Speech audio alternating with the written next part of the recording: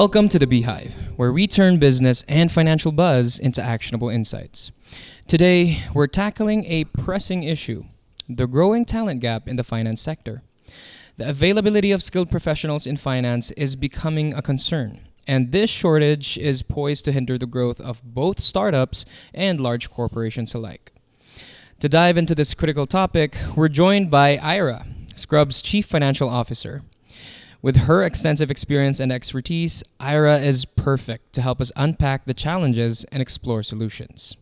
In this episode, we'll discuss the implications of the talent shortage in finance and how global professional firms can play a role in bridging this skills gap.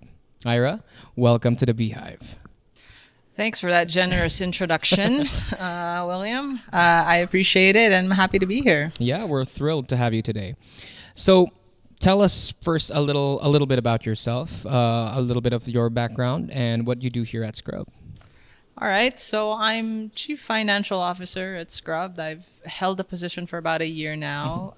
Prior to that, I started the corporate finance practice here at Scrub. So I've really seen Scrub from the early days with only about 50 people to now where we have about 1,500. So I would say startup to where we are now, I've kind of seen that. And in my current role as Chief Financial Officer, my main role really is to manage resources. Scrub has grown to an enterprise now, and gone are the startup days where we were doing things, I would say, more ad hoc. So a lot of what I do now is really professionalizing and creating the policies necessary to run a larger enterprise. So a lot of that has to do with managing resources such as budgeting, creating policies, making sure the house is in order, making sure we have proper accounting, proper financial planning, so that we could steer the organization in the right direction. Right. To our audiences, she's also would you consider yourself a professional badminton player? I was, not anymore. In my teenage years, I represented the Philippines abroad in some Asian tournaments. In a brief time of my life, I thought I'd be a professional badminton player. But then when I hit, so that was when I was in high school, but when I hit college and found out how good the Chinese were in badminton and the Indonesians, I'm like, I'll pivot a little bit. I'll just be an accounnt. Well, you pick your battles, right? Yeah. It looked like a battle that was hard to win. It's a big jump from badminton to accounting, but that is the path that I took. Yeah, and here we are. So let's dive in straight to the topic, Aira. Can you start by giving us a broad overview of the current talent gap in the finance sector? Like, what is it all about? So this is very close to us, especially me having run operations for quite a while and having to hire over 1,000 people within a short amount of time here at Scrub. The accounting profession is getting smaller, I would say, when it comes to students interested in accounting. And just accountants entering the workforce, right? I'll give you a few stats. So from the AICPA, right, the number of US CPA candidates from 2016 to 2022 has dropped about 35%, right? And then if you compare that to the number of accountants entering the workforce, joining companies from 2016 to 2022 in the same period, it dropped about 30%, right? So we're really working with a smaller number of fresh graduates and fresh CPAs, and it's been a long time coming, right? It's been a long time coming. It's not just because of the great resignation that we Yeah. experienced in 2021, where we had COVID and people thought life is precious. I'm not gonna stick it so long in a job I'm unhappy with, right? So that was the Great Resignation. But that's been addressed. That's kind of stabilized by 2023, Yeah. and that's on the general labor market. But if we're talking about just accounting, it's been a period of my dad was an accountant. That's why Interesting. I went into accounting, and he told me accounting is something that you have a profession, and if you don't want to practice your profession, every business needs accounting, right? So there's a certain level of job security where you'll always find a job if you're in accounting. But it's also plagued with the perception that accounting is boring. An accounting job means you're at the beginning of your career underpaid, overworked, right? And so for the new generation now, that's not necessarily sexy. That's not as appealing as I'll work for a tech company, or I'll start my own YouTube channel. The gratification comes a little later. The runway, because I went through it in my career. Like if you graduate with an accounting degree, you get your CPA, you get your experience from the big four, the large accounting firms. I went through that.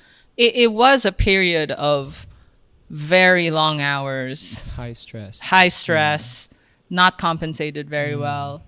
But I grew as a professional. I am what I am because of those early years of long hours. But again, there are more options now. There's so many, particularly in the US, there's so many tech companies that are in need of accounting graduates, right? They have their in-house finance and accounting team.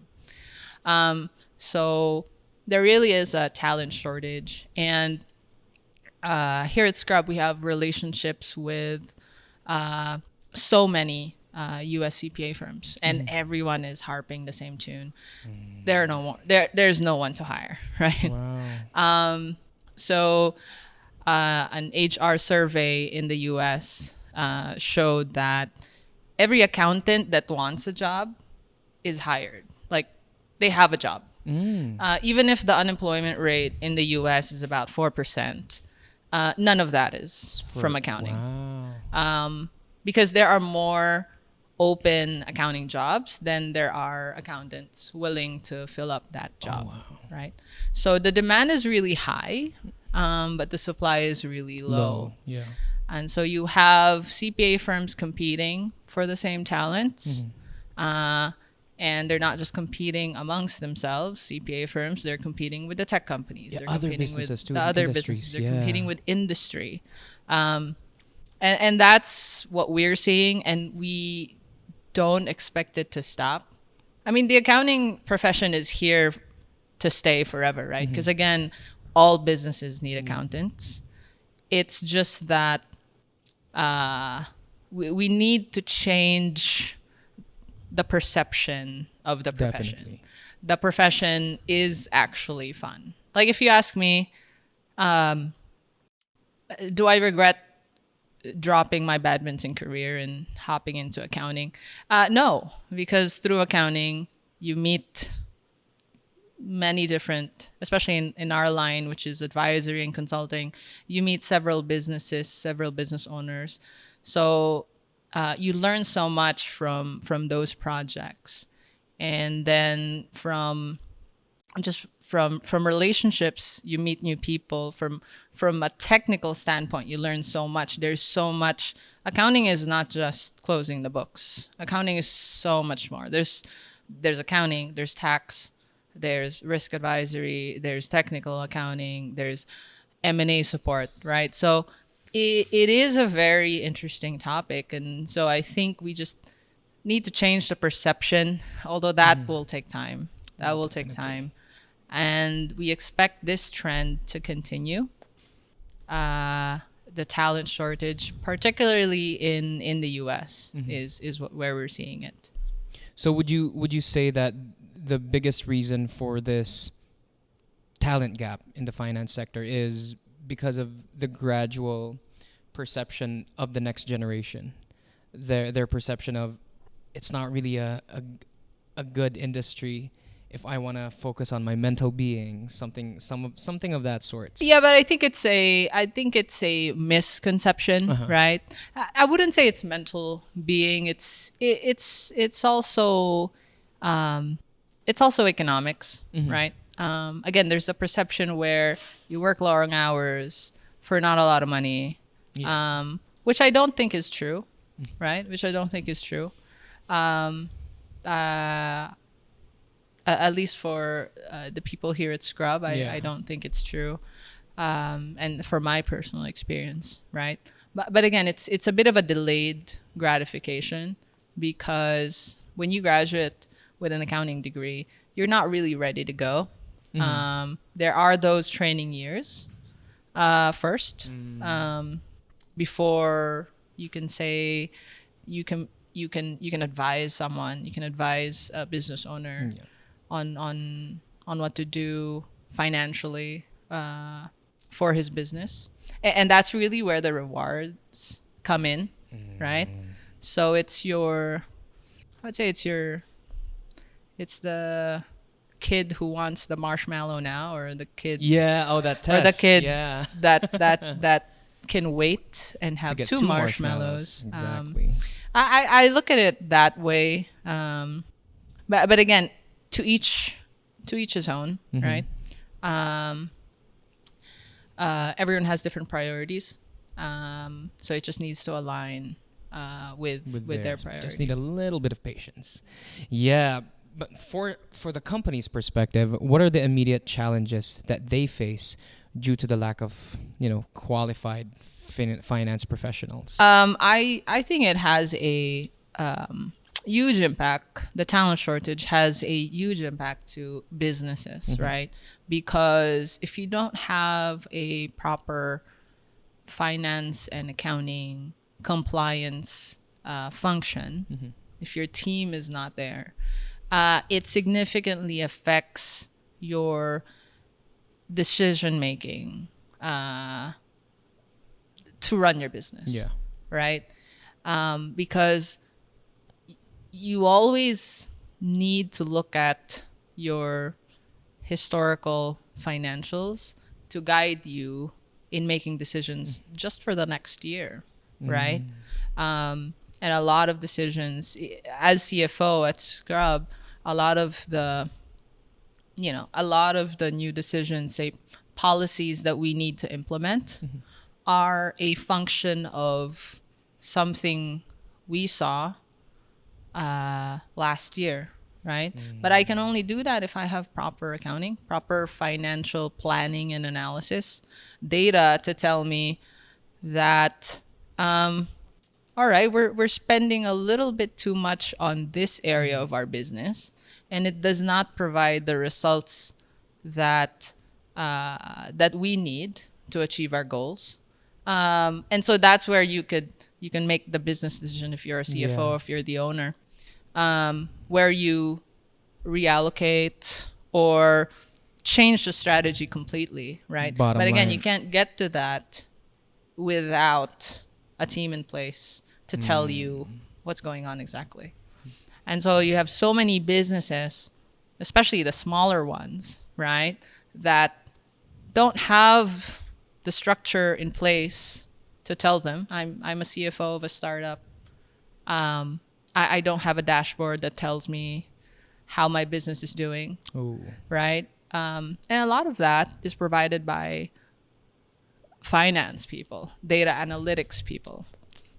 So I think it has a huge impact, right? And I'm just talking about the business owners. I'm not even talking about the CPA firms. We have a lot of clients that are CPA firms. everyone's overworked because they don't have people. Their current people are being stretched too much, and so they resign because they're overworked. But the need for accounting, finance, compliance, and all the other services that come, it doesn't stop. The U.S. economy is growing.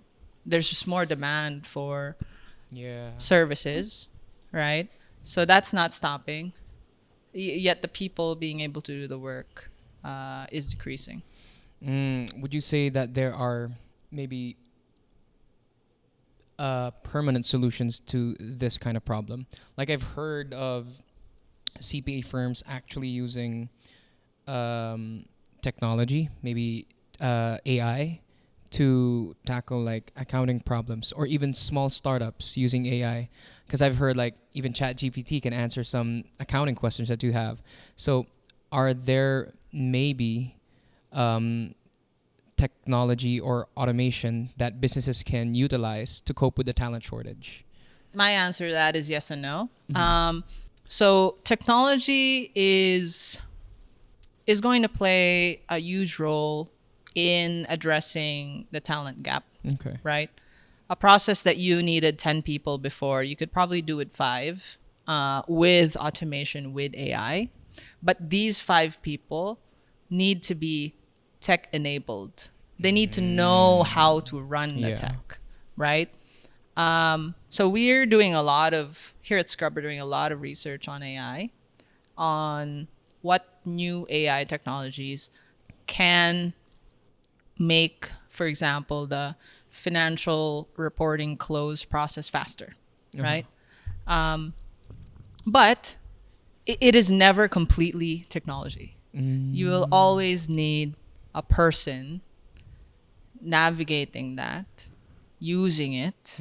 Yes, you would need less people. Yeah. But then the number of people that are knowledgeable on AI in tech is again much smaller. I already told you that the accounting candidates shrunk, right? Yeah. But then if you look at that population and you look at the number of people that can use AI, that can use technology, that is a smaller portion, right? And that's why here at Scrub for this year, we made a conscious decision to triple our spend on training. Wow. Specifically to catch up and be technically competent, right? To catch up with evolving standards, but also to be able to use technology to service our clients better. So we've talked about technology as a possible solution, or as an assistance to the solution, right? But what are the actual solutions that these companies, maybe CPA firms, can utilize for this big problem? Because this is a big problem right now. So the answer is really 2 things to me. One is technology, which we already discussed. The second one is outsourcing, right? It's the reason why Scrub exists. Interesting. We have plenty of CPA firm clients that need a resource now, right? And they can't get it in the market because the U.S. talent market is just not there, right? Yeah. And this is where I really believe in the cause of what we're doing, because we have global talent that's available. I'm talking to you from the Philippines, right? Yeah. So we're in the Philippines. We can do high-level finance services from here. We have clients that are publicly listed in the New York Stock Exchange, in NASDAQ, and these are companies that have rigorous requirements from regulators. Yet the work can be done here. Yeah. And they pass their audit, right? So that is something fascinating.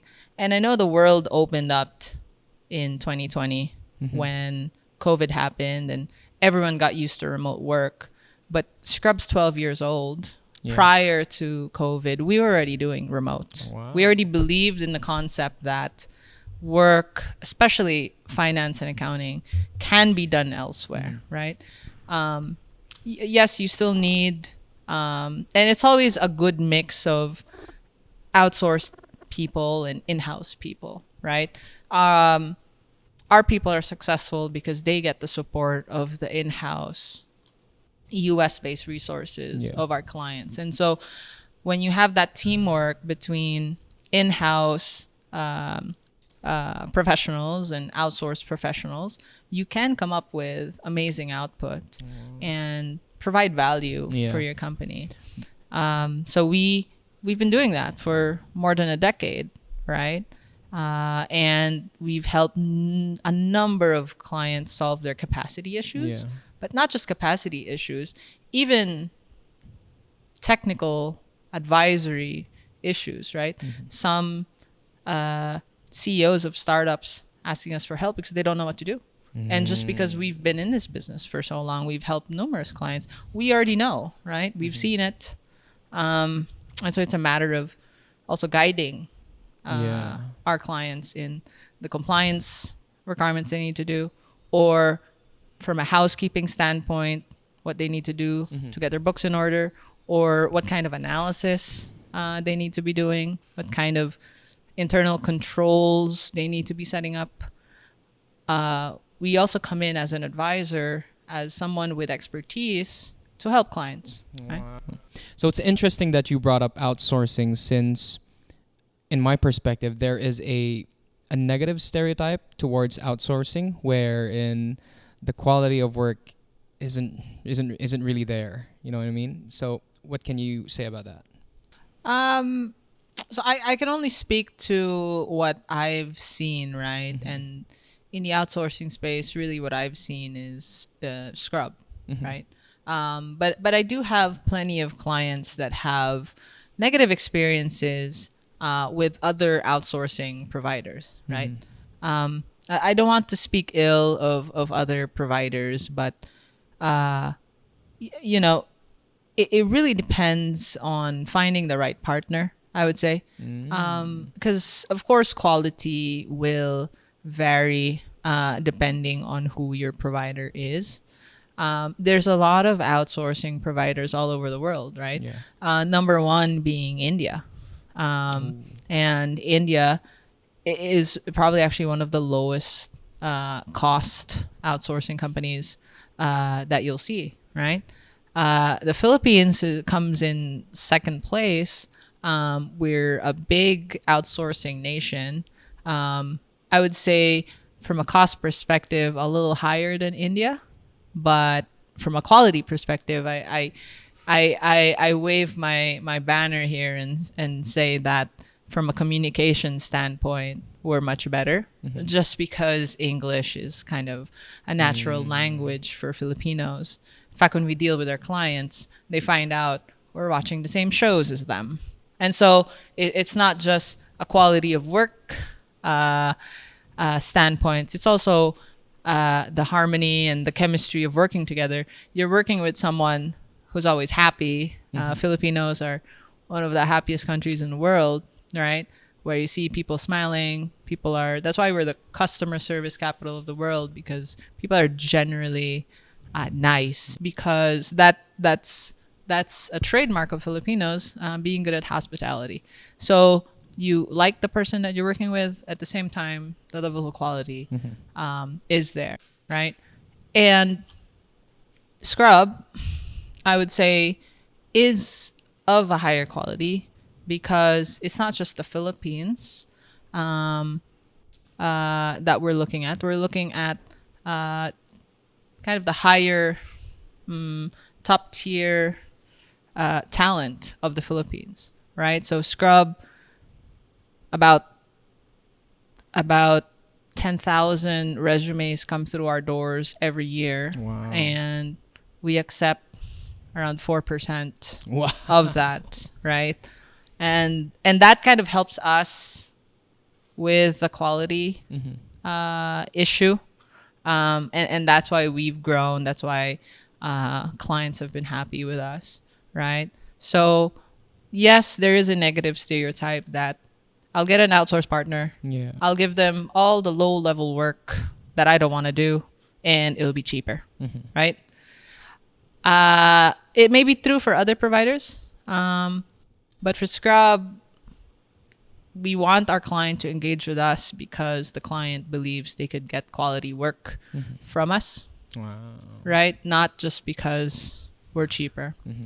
And we have plenty of success stories there that we can draw from. Yeah, can you share some examples of those success stories where, your company Scrub has helped businesses maybe achieve their goals?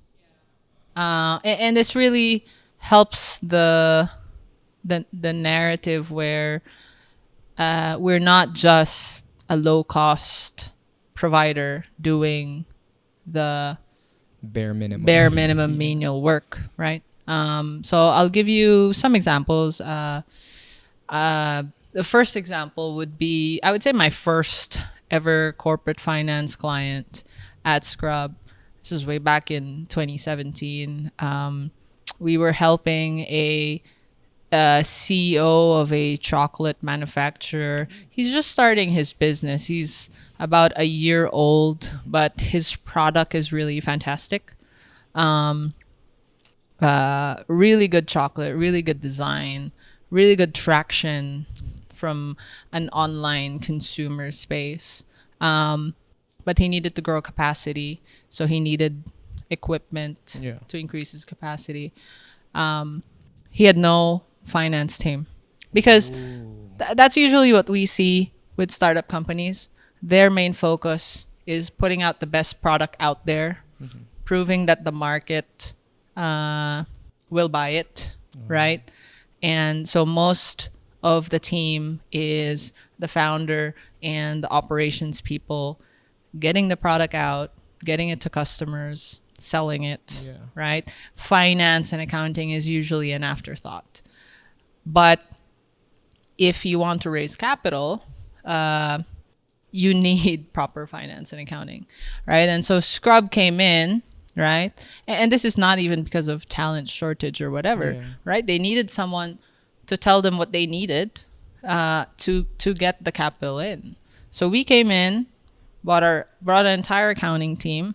We had to go through a year's worth of transactions for them to come up with a good set of financials. And then from that, we needed to come up with a business plan together with the CEO, what the next 5 years will look like, so that an investor can look at that and say, okay, I want to invest in this business. All right. So I remember flying out to San Francisco and sitting in a room with the CEO, and we're just talking to investors that are interested, explaining our business plan, explaining why they should invest in this business. And I was very happy because it was a successful project. That company raised $8 million. That was their Series A round. And they were able to buy the equipment, they were able to expand, right? And they were able to do that because they brought an expert in, right? And this is true for a lot of our clients that I would say are small to medium size. Yeah. Would you say that experience that you had, is that a core memory for you? It is a core memory because it's my first project at Scrub. You flew out to San Francisco. I flew out to San Francisco. That was nice. That was my first, right? And there's been countless after, but it holds a special memory for me because it was the first one here at Scrub. Though I've assisted in capital raising in my previous jobs, but it was always for larger corporations. So it was my first where I really saw the impact, because when you're dealing with a startup, giving a startup $8 million really elevates what they could do from where they did not have the capital. So plus it being my first project, I would say is is really special, right? How about an example of a success story that you have for a larger corporation working here at Scrub? Yeah, so that was 2017. I'll give you a project. If that's special because it was my first. This is special because it was my hardest one. Wow. So this is 2020. At the height of COVID, we were helping an airline. Yeah. So when I say it's an airline, obviously it's a billion-dollar company. Yeah. Right? It's a national airline that had a finance team. Really, they had more than 100 people in their finance and accounting team, right? But at COVID, all the airlines were grounded. All the airlines ran out of cash because they couldn't fly, and so this airline needed to quickly come up with a plan on how to survive. Yeah. The CEO of that airline is a good friend of Scrub's, and so he brought in Scrub to come up with the financial model and all the financial planning necessary to come up with this recovery turnaround scenario, right? And again, it's not a talent shortage thing.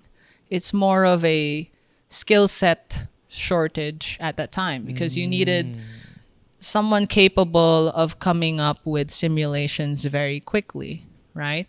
And this being a very large organization, though they have a budgeting process, needed really quick help.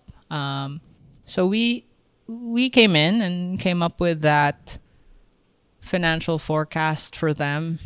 We needed to come up with several simulations. They needed to make very big decisions. Yeah.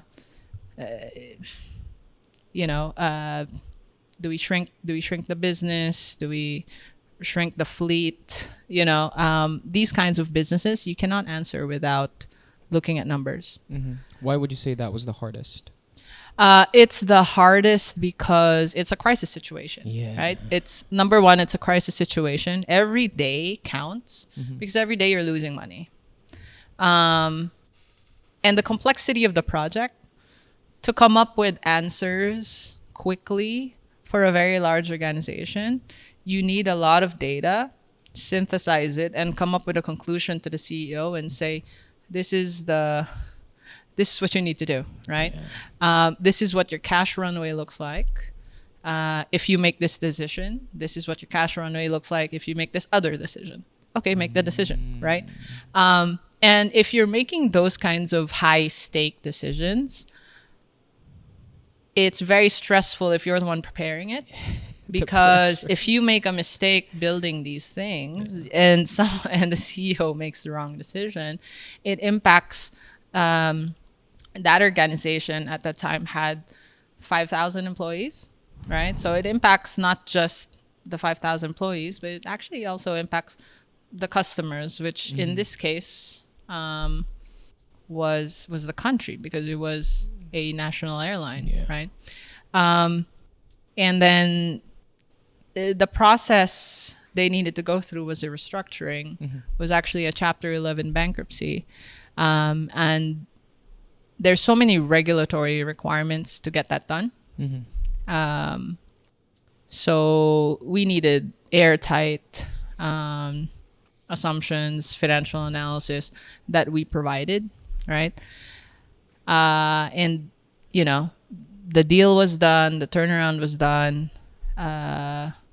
It's a success story that holds a special place to me because they were able to raise more than $500 million and they were able to turn around the business.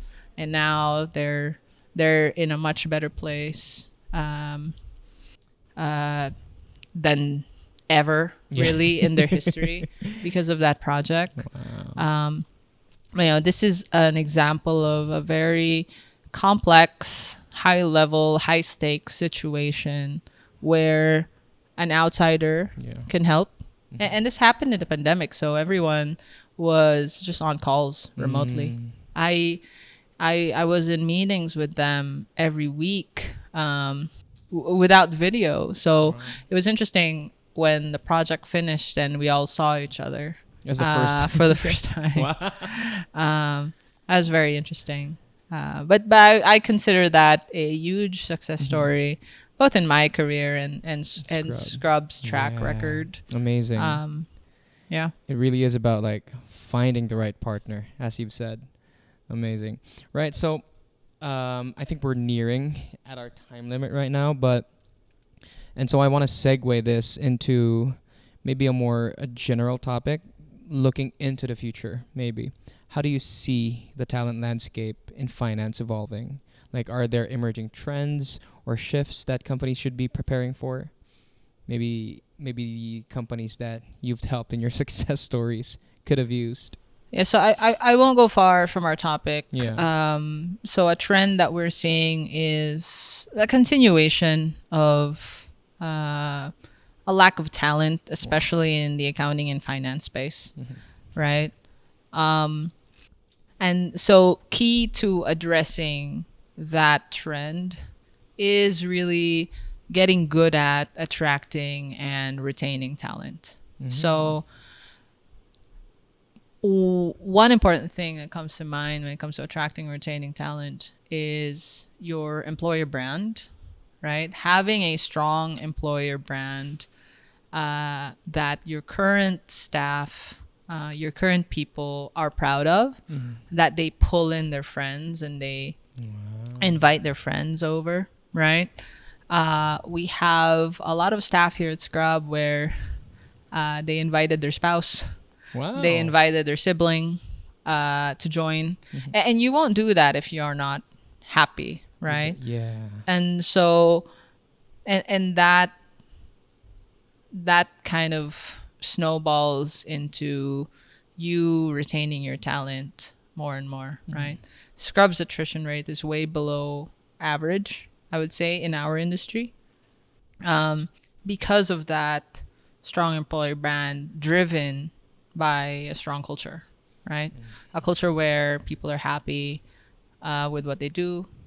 They're engaged. Yeah. We recently got a survey done. We invited a third party to survey all of our staff to ask if it's a great place to work. And, resounding yes, we had good surveys, and now we're kind of highlighting that we got the stamp of a great place to work. It's something we're proud of. It's something we knew, but it's nice for a third party to vet it, right? It's now official. It's official. So, it comes hand in hand. A great culture helps you in both attracting and retaining talent, right? So, and a big part of the culture is the work environment, engagement, professional growth. Yeah.